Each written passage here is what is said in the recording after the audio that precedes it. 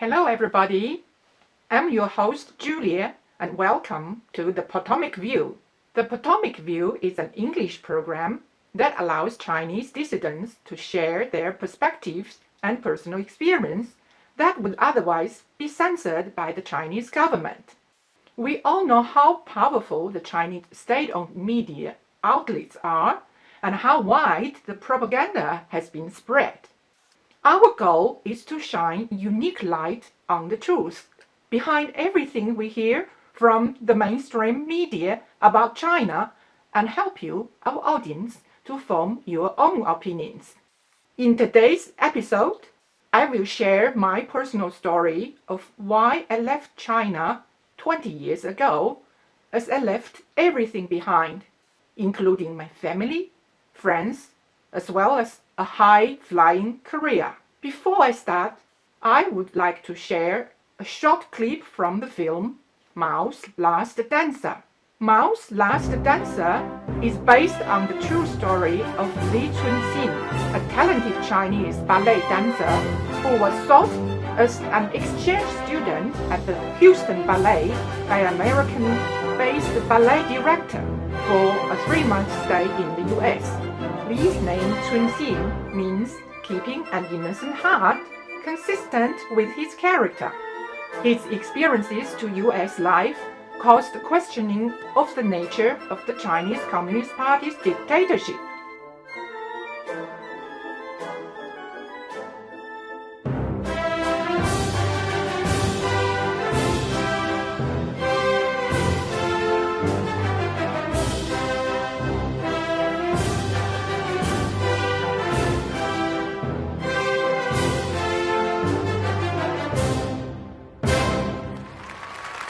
When the request for a time extension in America was refused by the Chinese government, Li decided to stay regardless.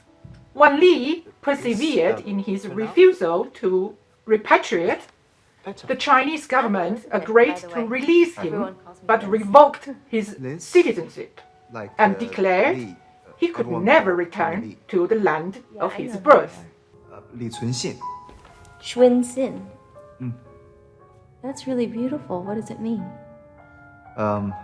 It means keep my innocent heart.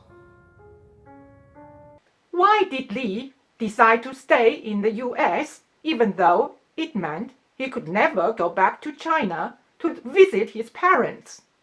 He had found valuable and priceless treasure in the US that he had been longing for but couldn't find in China: freedom, respect, and dignity. What does freedom mean for Li?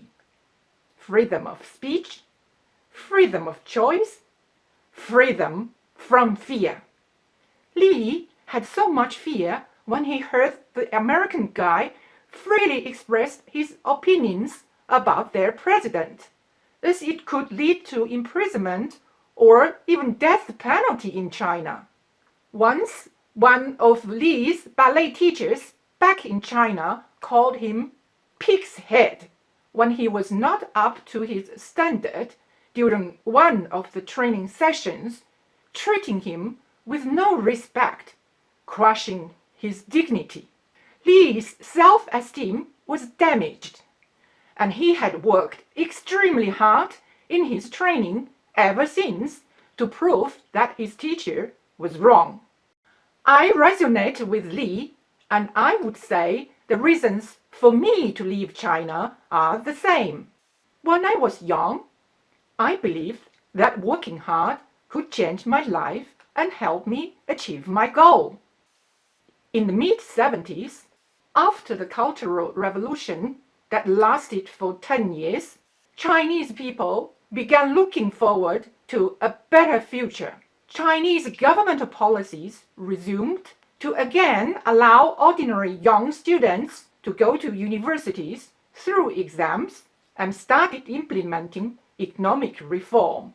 I was one of the lucky students to be able to enter a top university, even luckier as number 2 in the rigorous examinations at all levels in the municipality of 7 million people I was chosen and sponsored by the municipal government to study MBA in Australia.